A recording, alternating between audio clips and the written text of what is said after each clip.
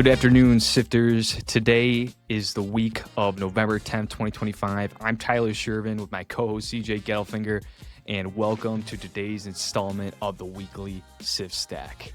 Tyler, we're going to have a great episode today. We got a lot to cover. There's always been a lot going on in the news over the weekend with the government shutdown. Now entering its longest shutdown, but potentially a resolution coming. And then I'm going to run us through Meta for our stock of the week. We've got a lot of great stuff to talk about for Meta. So without any further ado, Tyler, I'll pass it back over to you. Give us a quick little update on the markets. Hey, you got it. All right, now looking at the indexes year to date as of close of market, November 7th, 2025, we're seeing the S&P 500 still up with the longest government shutdown in U.S. history now, up 15.63%. Now, a little bit of note on that. The S&P 500 was down roughly 2% over last week as the markets were starting to get a little antsy in terms of accepting that we're going to be in a government shutdown a little bit longer than a lot of folks expected. Although what we're seeing in today's trading as of November 10th, 2025, Monday, the markets are starting to recover up about 1.4% as there's been some news, some hope of resolution with the government shutdown. Over the weekend and into today, we saw that the Senate voted and agreed on a new deal. And so now that's going into the House to be voted on about getting that government reopened. So we'll have to keep our eyes on that as the week continues and plays out. But you are starting to see the market price that in a little bit, it looks like. Tyler, I'm going to start us off with an absolute banger. And I've kept this hidden. For all you listeners, I've kept this completely hidden from Tyler. So I'm very interested to see his answer. So as I mentioned, we're going to be going through Meta for the stock of the week. But Tyler, do you know how many daily users that Meta has? Let me give you a preface. I'll give you a little bit of help. There are four main apps are Facebook, Instagram, WhatsApp, and the newer one, Threads. So between those four, you know how many daily users they have? Well, first off, I can't believe you think I need help with that. I'm going to go with, there's I don't know, roughly 8 to 9 billion people in this world. And it's so universally used. Internet access is quite universal at this point. I'm going to go with about 5 billion plus, 5 to 6 billion plus people. Okay, that's not a bad guess. That is really not a bad guess. You're a little high, but I'll give you a couple asterisks that I think would have probably got you there. So the daily users for Meta is about 3.5 billion people every single day. That's the daily user count. Now, if you scale that out to monthly users, so people using one of those platforms about once a month or more, that gets you up to the 4 billion mark. So where you were at was pretty accurate about the 8 billion total population. But one thing I think maybe you didn't consider is, well, there's two things I really want to hone in here is one, you've got that amount of users, and out of the entire population, it's estimated that about 5 billion have access to the internet daily. So that's one thing that may have thrown you up a little bit. So I got one part. Exactly. I got one part right. So if you got to think so on a monthly basis, out of about 5 billion people that have active internet use, over 80% almost are logging into Meta once a month or more. And then people lastly, can't get enough of that metaverse. They can't. And that's actually going to lead in directly into my next thing I want to talk about. But the last thing to consider too is Meta is actually banned and blocked in China. So that's another about 1 billion people as well that you're kind of factoring out. So with that, right, exactly what you just said, is Meta a drug? It could be. It could very well be.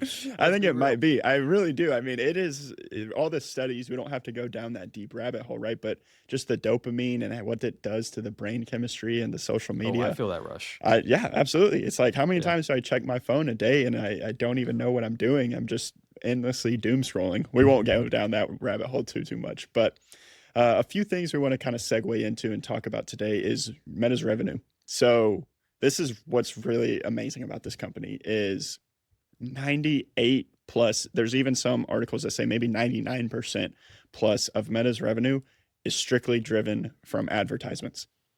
It's just insane.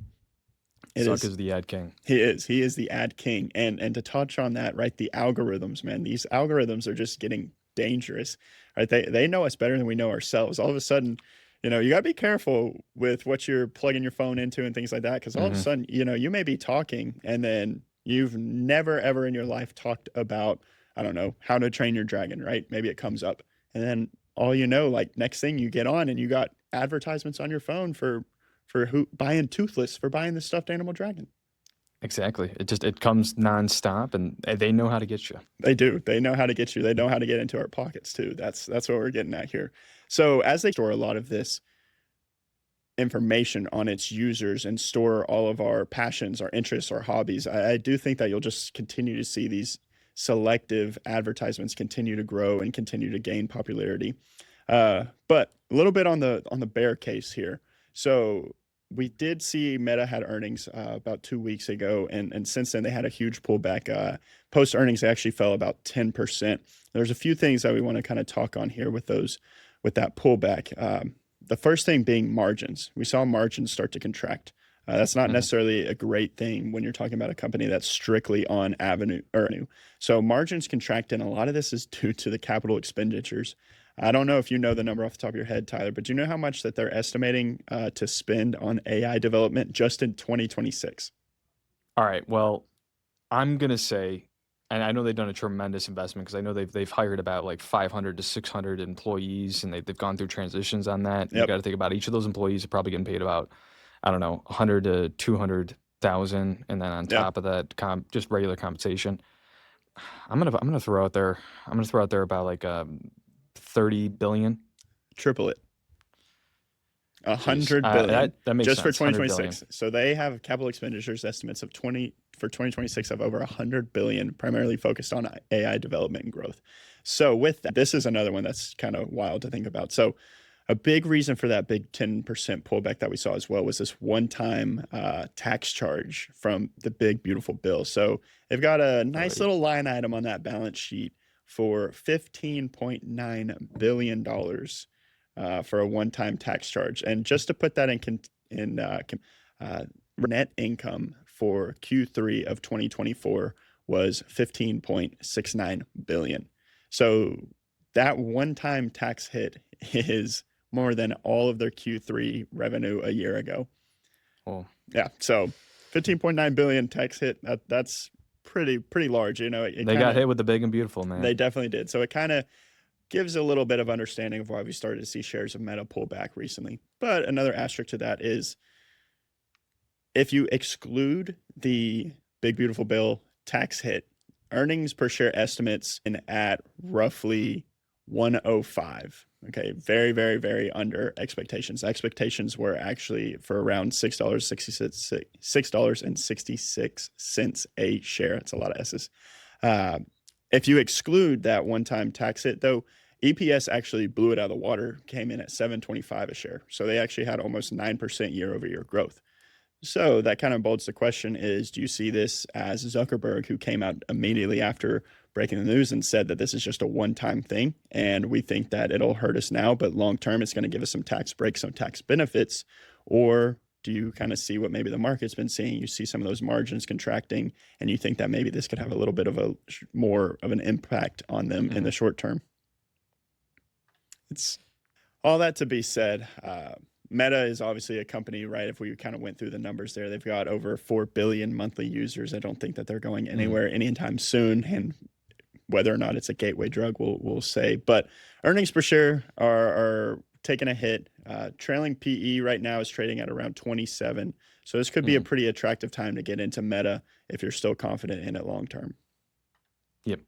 And I mean, it's almost at this point, like you said, is Meta a drug? Is Meta almost a utility at this point? Yeah, exactly. You're using it almost as if Verizon, you know, how people would look at Verizon Wireless years ago. You have to use some sort of Meta application to communicate with people. Yep. So it's a good point. Yeah. Well, hey, CJ, thank you for that rundown on Meta. Yeah. All right. Now, jumping in, of course, everybody's been seeing in the news, longest government shutdown in U.S. history. Is it coming closer to an end? So the U.S. federal government has been shut down since midnight on October 1st, 2025, after Congress failed to pass the required appropriations bill. As of early November, the shutdown has surpassed 40 days. Again, this is making it officially the longest in U.S. history. Services across multiple federal agencies remain curtailed, with nearly 1 million federal employees having been furloughed or forced to work without pay. And vital programs such as air traffic oversight and nutrition assistance are scrambling. From an economic and market standpoint, the shutdown introduces a heightened uncertainty at a time when the markets are already navigating inflation, rate expectations, and global trade tensions. The interruption in agency operations slows data releases, delays regulatory approvals, and disrupts contracting, increasing risks for businesses that rely on federal coordination or knowledge of policy signals. So, what are some of the sectors that we are seeing under pressure? CJ, I know you like flying out there. It's kind Tyler, of a man, rough time to fly I'm out. getting You a gotta little keep bit flying. nervous. I'm not gonna lie. I've got a destination wedding coming up in about 10 weeks, and getting a little bit nervous. So I'm hoping that they can at least get the air traffic situated, get these flights back on, so we don't have any delays for our wedding coming up. Yes, thank God you didn't schedule it in November I or know. October. That'd have been rough. That would have been Well, rough. we're seeing the FAA has announced that it will reduce air traffic by about 10% across 40 major U.S. markets due to the controller staffing issues. We're also seeing a couple sectors with relative resilience. We have the utilities and consumer defensive stocks, as typically as we would expect in most scenarios, to be in good shape. These companies are less dependent on new federal appropriations. This makes them more insulated from the immediate disruption of agency closures. And historical data, as we've seen, this shows that they're typically pretty strong, pretty resilient, and holding up better during these government shutdown periods. Um, as well as we talked about last week, gold and other safe haven assets have shown really strong performance. So, with this increased government uncertainty and a pause in the economic data, the risk premium rises, and this helps out that yellow metal. And other resilient assets are benefiting from this flight to safety. So, on the better news here, we're seeing that we're entering the stages of a resolution. House Speaker Mike Johnson has officially called the lawmakers back to Washington as the U.S. Senate inches toward entering the longest government shutdown in history. The Senate narrowly passed the first step of a bipartisan deal to reopen the government for the first time in over a month. So this sets up a critical House vote that could bring the federal operations back online. And if this measure clears the House, it heads to President Trump's desk, marking that final hurdle in the shutdown saga that has tested Washington's gridlock and stretched public patience to the absolute limit. So, couple tidbits for you, CJ. I got a couple Yeah, questions for you absolutely. about government shutdown history, and also this is out there for you folks to help give you some better context as to what's happened in the past with government shutdowns. Uh, so, what we're looking at is the Congressional Budget Office and also Morningstar as well. So, CJ, since 1976, how much return has the S&P 500 averaged through government shutdowns? Okay, so while the government is shut down, Yes. I'm going to go with negative. Wait, is this cumulative or is this like average? Is this like the whole total number? Is this like a smaller number per shutdown? Averaged out Per shutdown. return All right, from the I'm gonna shutdowns. Yep. go with negative 1.5%. You're very close. It is a goose egg. Oh, And now, what do you think the average return is 3 months after? 3 months after. I'm gonna say that this is gonna be definitely higher. Let's go with maybe upwards of 4, maybe a little bit bullish there, but 4%. Almost there, 2.6%. Okay. And then now the 6 months after. Oh, you said that with a little bit more oomph, so I'm gonna go with 5.5. Even further, we're at Oh, seven. We average wow. 7.5% returns. There we go. Yep. So typically what we see is roughly a 0.1 to 0.2% is lost in quarterly GDP growth per week of government closures. So there is a slight impact on the economy. But overall, historically, we see the volatility. Of course, it's not comfortable for anybody to go through this government shutdown. The people are struggling. But all in all, we do see long-term growth, the light at the end of the tunnel once things come to a resolution and things move forward. So folks out there, hold on tight. We're getting closer to that Yep. resolution. Next up on the list here for breaking news, Zuck's biggest rival. I know that we all wish we could have saw the grand UFC fight between Zuck and Elon Musk. But Elon Musk is making history again as Tesla shareholders just gave the green light on one of the biggest compensation plans we've ever seen, $1 trillion. And over 75% of shareholders have voted in favor. This compensation is largely going to be through stock, and the final value is mostly going to be dependent on the company's performance and stock price. $1 trillion, huh, CJ? Kind of a hard number to fathom. That is. That's pretty hard to wrap your head around. I mean, I feel like you're talking Steph Curry, LeBron James numbers there for sure. And what was roughly that market cap on Tesla currently? Yeah, that's what's kind of got me a little bit. The current market cap on Tesla is about 1.4 trillion, and I know that we were talking that so this is going to be clearly through shares and equity stakes within Tesla. So very interesting to kind of see how that will play out and what that will do, right? Will that be a lot of share repurchases? Will that be a lot of buybacks? Will that be dilution? See, but 1 trillion. They're certainly going to take their time and ironing out the details. Yep. It's just initially started out. There's probably going to be legality involved. We don't ultimately know how this is going to come into fruition, but it is approved, and it is certainly a staggering number. Mansa Musa numbers, Augustus, Genghis, it's up there. Hey, I guess we'll just have to see if Meta responds the same way and if we see a 1.1 trillion for Zuckerberg sometime. The big rivalry. Hey, I got one last thing I want to talk about. Did you happen to see this 200 or dividend come out over the weekend?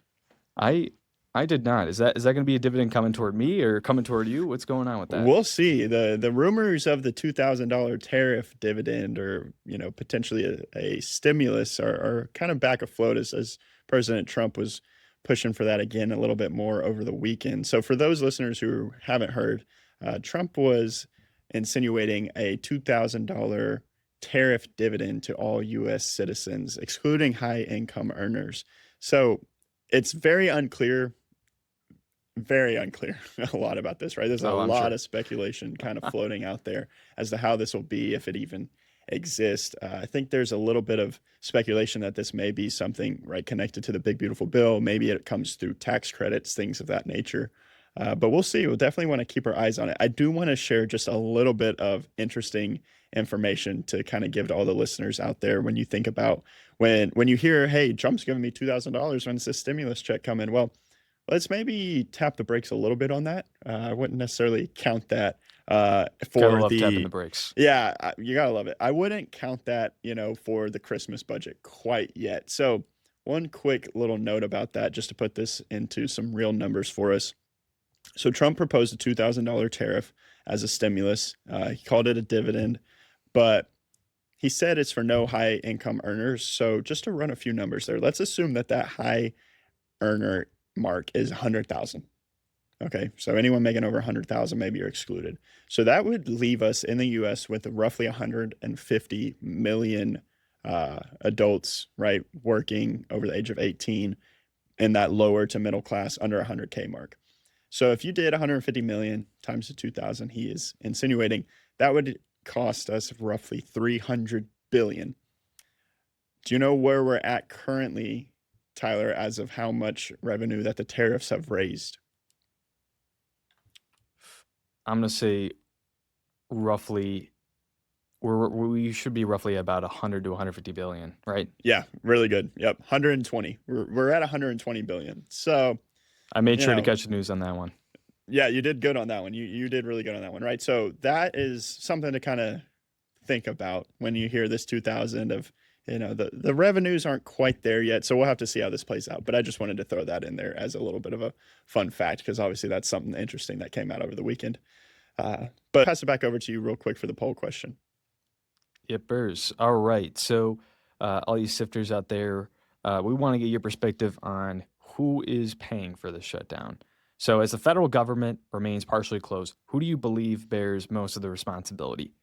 A, the Republican Party, B, the Democratic Party, C, both sides equally, or D, neither side, it's beyond politics. Obviously, this has been a big topic over the past month, so we'd love to get your feedback on that, and we'd also love to feature it if you guys come across that. Hey, that's a good one, Tyler. I think we're going to get a little bit of controversy between that one. A little bit of juice is always in the cards. Yeah, nothing wrong with it. Nothing wrong with it. And CJ, we got a response from one of perfect. our dedicated subscribers to last week's question.